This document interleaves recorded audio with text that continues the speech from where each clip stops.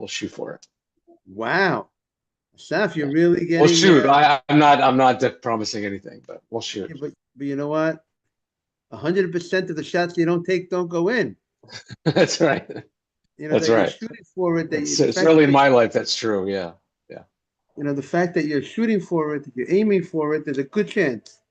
And there is a Right. statement. Good morning, Adam. Silver medalist just walked in.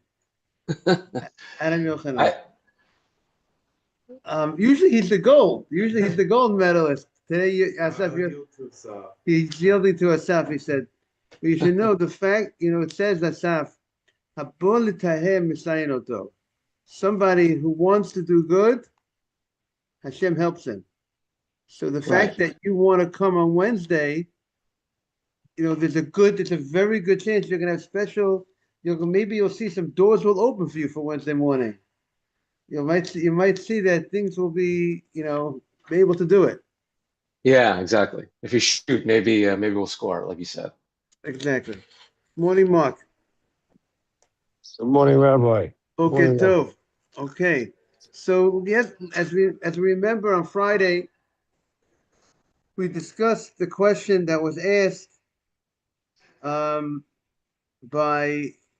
the Husaba, the elderly gentleman, asked Rabbi Yochanan regarding the Kina Shetanagolet.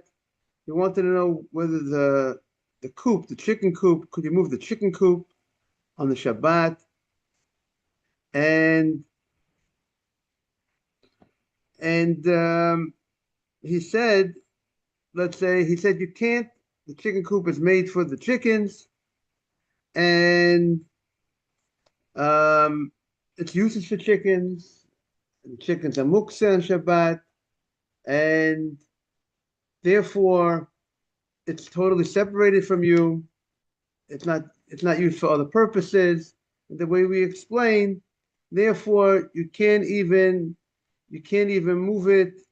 And it has a status of like money that you have no use on the Shabbat. That's what he said, and the Gemara said that statement of Rabbi Yochanan regarding the chicken coop, which says that he classified it as mukseh, a high level mukseh, seems to be not consistent with Rabbi Yochanan said in the name of the people of the yeshiva that the law follows Rav Shimon. And if he says in the name of the people of the yeshiva that the law follows Rabbi Shimon, Rav Shimon would say that the chicken coop, there's no chickens inside, it would not be mukseh, according to Rav Shimon.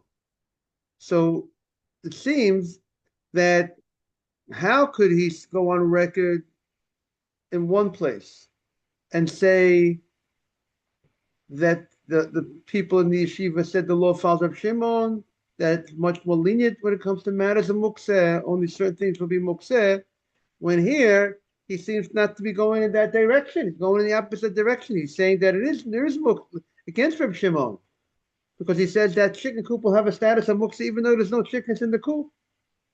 So the Gemara says we're talking about a specific, unique case.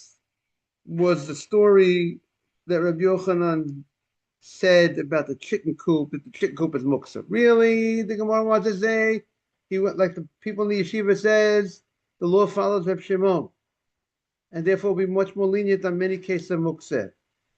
But the story of the chicken coop, even Reb Shimon would say it's muksa. Because why? Because we said there's a chick that's dead in the chicken coop. And the chick that's dead in the chicken coop, and Rashi explains, it was a healthy chicken before Shabbat, and then it died on Shabbat.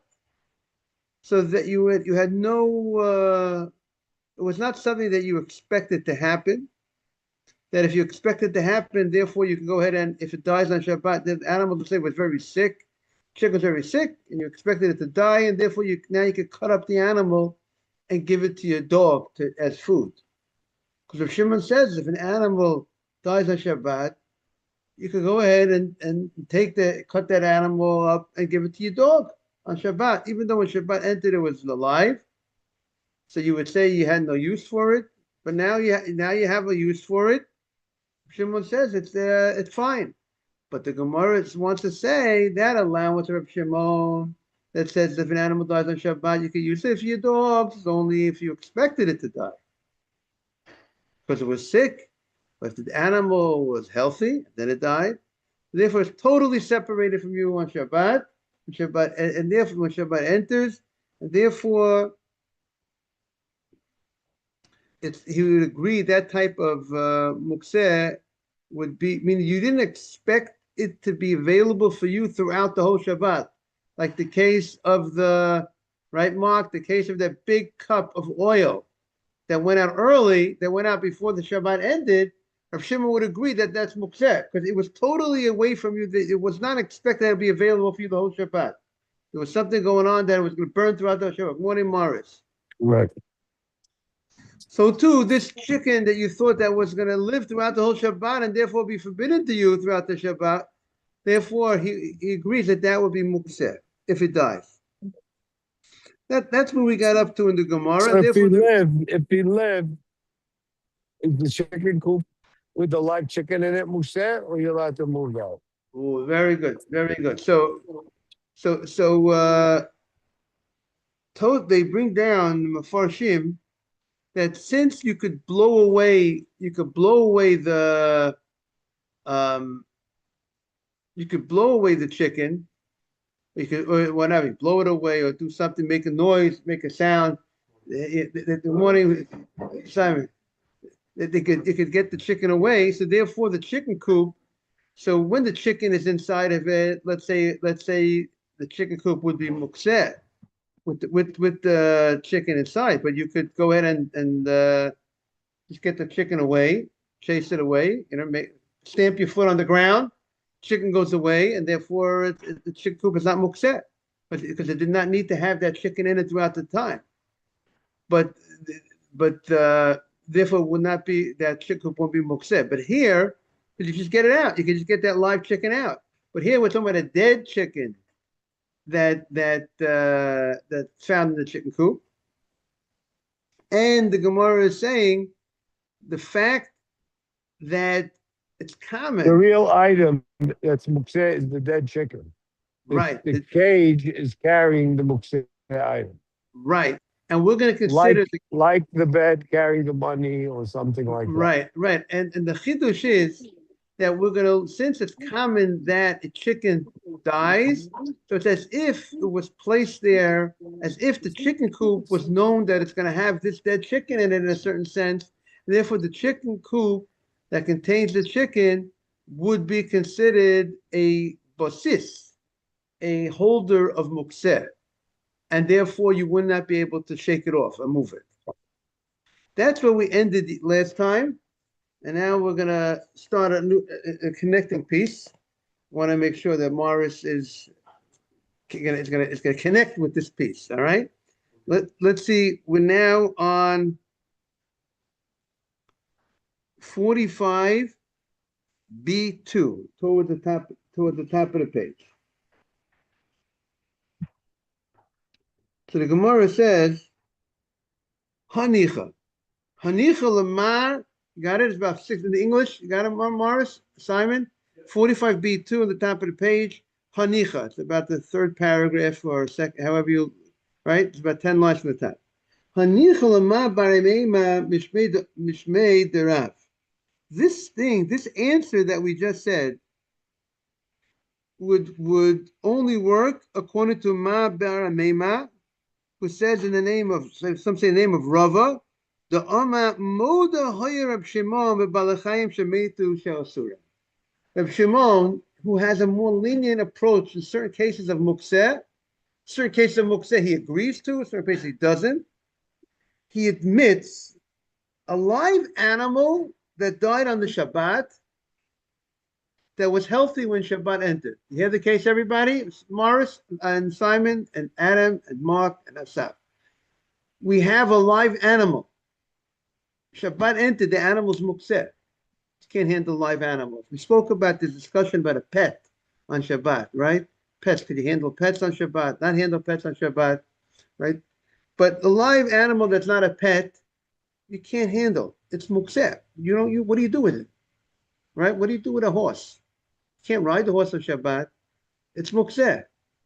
And now you can't slaughter it on Shabbat. First of all, it's not a kosher animal, right? I don't think people have sheep. Sheep are not pets, right? People, not yet. Maybe the pet. You're right. You're right. Some people have sheep as a pet also. Who knows? Now, Reb Shimon, this opinion held in the name of Rava that if it was alive when Shabbat came, if it died before Shabbat, a dead carcass, that's dead animal before Shabbat, it's not mukseh because you could use it for the dogs. It's dog food. You're allowed to feed your dog on Shabbat. You feed your animals on Shabbat. You're not doing malacha. Feeding an animal is not a malacha, right? You're not violating anything by feeding an animal. You can't capture an animal on Shabbat. You can't go hunting on Shabbat. You have to feed your animal on Shabbat. And this opinion holds that a live animal that was healthy before Shabbat, and you weren't expecting it to die on Shabbat, if Shimon holds that animal, then even if it dies on Shabbat, it's mukseh. You can't now take this dead animal. Now, what use do you have for a dead animal that wasn't slaughtered? Give it to the dogs. But he says you can't give this to the dogs on Shabbat if it died on Shabbat, if it wasn't expecting to die on Shabbat. You didn't expect to die on Shabbat. And therefore, if it's mukseh, so therefore that could explain why the chicken coop would be that level of mukseh, because it's containing this dead animal. But what about Ella Lamabat Bereder of Yosef Bishvei? There was the rabbi, the master, the son of Rabbi Yosef, who said in the name of Rava. There was a different rabbi who said Rava said something else. The Amar Chaluk Hoyer Shimon Afilu Baracham Shemetu Sheim Mutarim. That he says that Rabbi Shimon's leniency in mukseh goes so far that even if the animal was healthy before Shabbat, you were not thinking about using this animal on Shabbat. But you know what? It's true. Shabbat enters, it's mukseh. The animal dies. Unexpectedly, the animal died. It's not mukseh anymore. Why? I have a use for it. Right? According to that opinion, that he holds that would be considered mukseh. Uses to feed your dog? He can use it to feed a dog. Right. According to this opinion, you could use that dead carcass, a dead animal that died. It died. You to feed the dog on Shabbat, even though it was healthy before Shabbat. According to that opinion, so the chicken coop that has this dead chick in it, you could take it and give it to the dogs to eat. It's dog food. So it's not. So it shouldn't be mukseh. And yet he says it's mukseh. So that seems like he's not going like Rav Shimon's opinion, and that's a contradiction.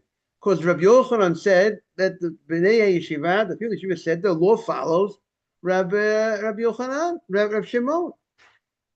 So then back to the drawing board. Does he agree with Rav Shimon or doesn't he agree with Rav Shimon? So the Gemara says we seem to be going in two opposite directions. So the Gemara says, you know what the case is? You got to get the case. The case was not. The case was the itbei beitza. That you know what happened? A egg was born on Shabbat. Egg was born on Shabbat, and that's called nolad. It wasn't in the world. That item wasn't in the world before Shabbat. That animal that died on Shabbat, okay, died on Shabbat. It was here before. It's here now. Okay, the difference is it was alive and now it's not alive.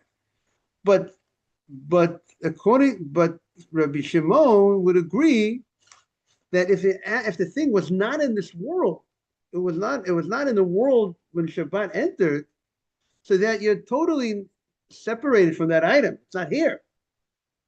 But now that the item is here, so that item is mukseh. It wasn't prepared before Shabbat because it wasn't here in the world before Shabbat.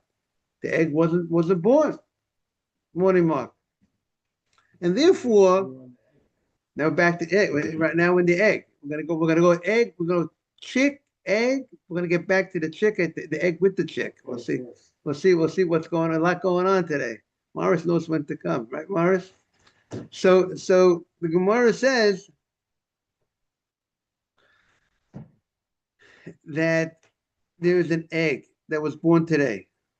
And therefore Reb Shimon would agree, even though Reb Shimon is more strict, is more lenient when it comes to mukseh. But this level mukseh, he will agree. Remember, we had on record, Reb Shimon agrees that mukseh, if you take grapes and figs and you put them on the roof before Shabbat, they become unedible through that process of the drying out.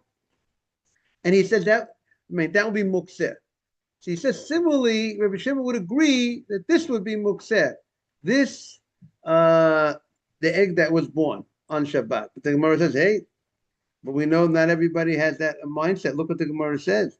The Gemara shoots back. We're on 45b2, bottom of the first column. V'omar Rav Nachman. But you know what? Rav Nachman said, you know what? If you don't hold of mukseh in general, in many cases, you're not going to, no light is not going to bother you so much. The fact that it wasn't prepared when Shabbat came is not going to stop you if it becomes prepared when Shabbat, as Shabbat, while during, what do you say? No, something new born. A no light is something that's born. Meaning to say, remember, no light. You know, we have, remember the story, you have something that was mukseh. Let's say you had the lamp, the Shabbat lamp, right? If Shimon holds when Shabbat comes and you lit the Shabbat lamp with oil, no electricity back then, and you lit the Shabbat lamp. So when Shabbat enters, it's mukseh, it's separated from you. But you know what? When it goes out, and you couldn't use that oil when it was on, the light goes out, the fire goes out. You know, you can use that oil. The fact that that oil was separated from you when Shabbat came, you couldn't take that oil when Shabbat came because taking the oil will diminish maybe the power of the brightness of the light. But you know what? Now it's prepared. I could use it. It doesn't bother the one if you don't hold the Rav Shimon, who doesn't hold the muktzah in that case. So logically, the fact that when Shabbat came, the egg wasn't in this world, but now the egg, and it was separated from me, it wasn't here. But now Shabbat came, 2 hours into Shabbat, Mazel Tov, they gave birth to an egg. Mabruk. So now it's here. So and you know what? I want to eat the egg. So so Reb Shimon would say it's not mukseh. So therefore, don't tell me the Gemara is saying that because it was not in the world when Shabbat came, Rabbi Shimon would agree that it's a problem, it's mukseh. The Gemara says no. It's the people like Rabbi Shimon's in his camp, his mindset, regarding mukseh would not hold that's mukseh. The egg's not mukseh. If you hold generally the concept mukseh, in general, then you hold that nolad is also a problem. And your whole thing that's born on the Shabbat is also a problem. But if you don't hold of it in general,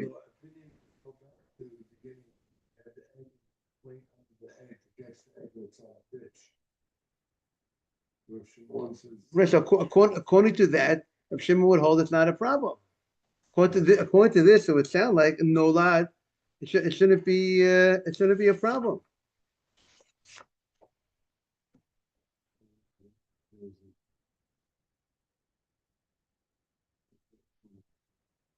We have to go back to look that over. But that, according to this opinion, it would not be a problem because it's not mukseh.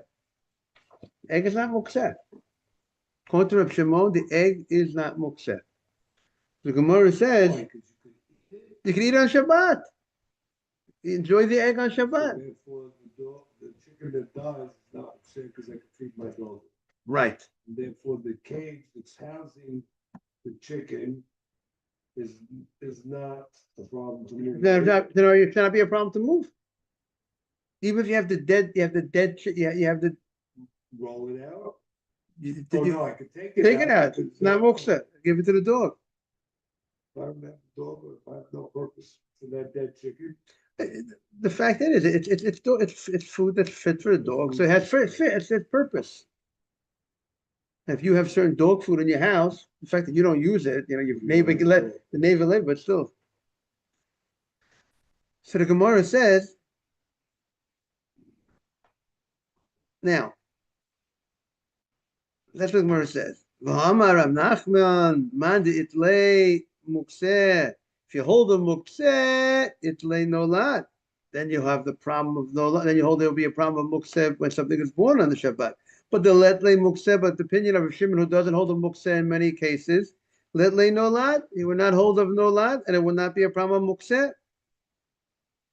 So why did Rabbi Yochanan say that there's a problem to moving that chicken coop? You wanted to move that chicken coop. What's the problem? If he holds like Rav Shimon, the chicken coop should not be mukseh. So the Gemara says, you know what? It's not just an egg. It's an egg that has a chick inside the egg. But the chick didn't yet crack out of it. The chick didn't come out, didn't break out of the shell. And the itbay, the expression, you got to break out of your shell, right? There's an expression like that, right? So the itbay beitzam b'froach.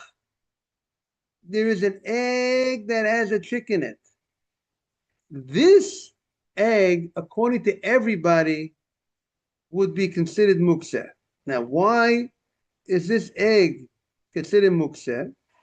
So Rashi says, you don't give it to the dog. It has a shell on it, right? You can't eat it because since it has an animal inside, it has the status of like you have to slaughter. You have to wait till it comes out and slaughter it. It's like you have meat, an animal that's alive. You can't eat it. It would be. I mean, you can't use it. You can't eat a live animal, and you can't. Whatever status. I think they bring down here. It has the status of like an avela. But bottom line is, it's forbidden. That chick that's inside the egg is forbidden for human consumption, and therefore, the egg has the shell, and therefore, how do you know what? How do you know there's a chick inside? I presume there's some sounds, some noises. I mean, I haven't been on a farm, and you got to get a farm boy inside the egg.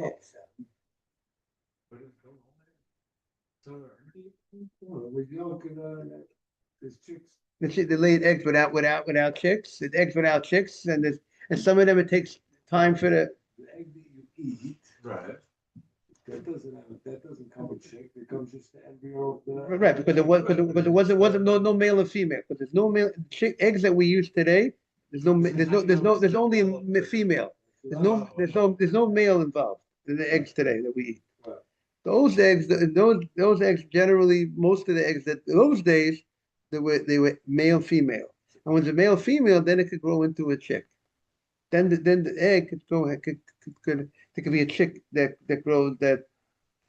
I think with however it works with time, another. And, explain. I'm sorry. This is.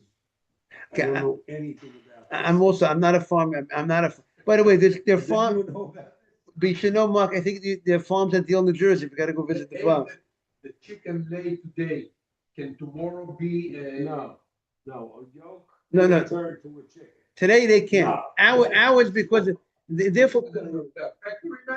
Right. There's a way however they there's a way that they're able to have lay eggs wasn't through a. So when is the relation of the chicken, and then they laid the eggs. That's a product. Same thing. Sperm goes into however chicken, and how many eggs he's able to. Is that how it goes into that soft egg before it becomes a hard egg and gets laid? No. I presume something goes into the hen, whatever. The male and the female have some sort of relation, and then as a result of that, it's able to lay it. How many eggs it can lay? How many eggs does it give out? That's what I presume. As a result of that relationship, it could give out who knows how many. The other one is no relation. There's no relation, and it's still eggs. Exactly. That's how it works. Maybe the heat, the heat of the ground. The Gemara talks about. Nothing happens to them. They don't get fertilized with sperm. They don't need to have a relation. They don't need to have the egg. The eggs today. Right. Right, today. There's relation to get a chicken. Right. If you want a chicken to be born from that egg, it has to have had. Okay, totally new. That's. So now, think it for a second. Chicken has a relation with the hen. The sperm has to go into the egg. I imagine the egg is soft when it goes in. I don't know exactly what happened after that, but what the bottom line is that. Why think that? I'm not a no. No, none of that. So bottom line is we're talking about the eggs, and it has and now Mark wants to know how do you know there's an afroach inside? Okay, how do you know there's a chick inside that egg? So they were able. They knew whether what. Yeah, but I'm saying, it might take Okay, we have to know exactly how it works. How much time does it take? Does every egg have a chick inside? Does it take some amount of time until the chick is formed? You know what I'm saying? But listen, let me ask you a question. Before the chick cracks open who cracks open the shell? A lot of times, the chick itself cracks open the shell. A lot of times, right? So you obviously it's making noises before it's cracking open the shell, right? That's obvious. You can figure that. You can figure. When Mark is going to give us a little Google. Right. See the movie. Yeah, let's see, Mark. Okay, so they know by light. By light. There's something called candling. There's a light that they put over the eggs without breaking the egg, and you can see that there's a sperm and an egg developing. And the use of a flashlight or a phone light in a dark room, you can see it also. You can see The egg to the light and the wider side, and look inside, and you can see fertilizing. the chick inside. Yeah. But then I presume the Gemara will discuss exactly at what point is it considered a chick. Right. What I'm saying, that's also we said there's a chick inside, right? At what age, what development would be considered a chick? You know what I'm saying? I presume that's also discussed in the halacha. Okay, so now we right. So now we got this. We got a live chick inside, and if there's a live chick inside, so then that would be muksa according to everybody. Now, because it's not born yet, or because there's no purpose for it? Because there's no use for it on Shabbat. You can't eat it, and you can't feed it if you can't feed it to the dogs. So the Gemara says, "Ki ata Rabbi Yitzchak bar Yosef, Rabbi Yitzchak," and that's the case Rabbi Shimon would hold is mukseh, and therefore it's not a contradiction. In general, Rabbi Shimon would hold, Rabbi Yochanan holds like Rabbi Shimon, that there wouldn't be mukseh. But this case, Rabbi Shimon would agree. This reached the point Rabbi Shimon would also, hey, I agree, rabbis. I will agree. This case, it would be mukseh, just like he agrees by putting the stuff on the roof to ripen. It'll be mukseh. Rabbi Yosef, when he came back from Eretz Israel, so some people come back from Israel, they bring souvenirs, nice souvenirs from Israel. He brought back halacha. That's what he brought back from Israel, right? When I would go to Eretz Israel, I would love to go to hear Rabbi Yosef speak. That to me, that was a big. Of course, you got to bring back something for your family, or else you could be in big trouble. Right, you got to Morris. You got to bring back for the family something. You go on a trip, right? You got to go, especially to go away for for a week or whatever it is. In my opinion, at least someone like myself who does, at least someone like myself who doesn't generally go away for a week. What do you want to say, Morris? Yeah. And I used to tell everybody, you got to go to Rabbi Yosef, and I got to hear him speak. This was During the week. I would go during the week. I'm Chova Kablan. I'll tell you, the first time I heard him speak was 20-something years ago, maybe more. I was blown away. You know why I was blown away? He was funny. He was cracking jokes. I never would believe that, Rabbi Yosef, But, you don't think of Moshe Feinstein cracking jokes. His personality, the way I'm saying, Moshe Feinstein don't have personality, but a different type of style. As he was talking to the, to the average person, you got to make it entertaining. No, at that level, I didn't get that close. I was in the audience, but it was, is that fascinating? Because you got to keep the people engaged. That was that. And then subsequently, I would like to go. He would do Pirkei Avot during. Oh wow! Yeah, worn out.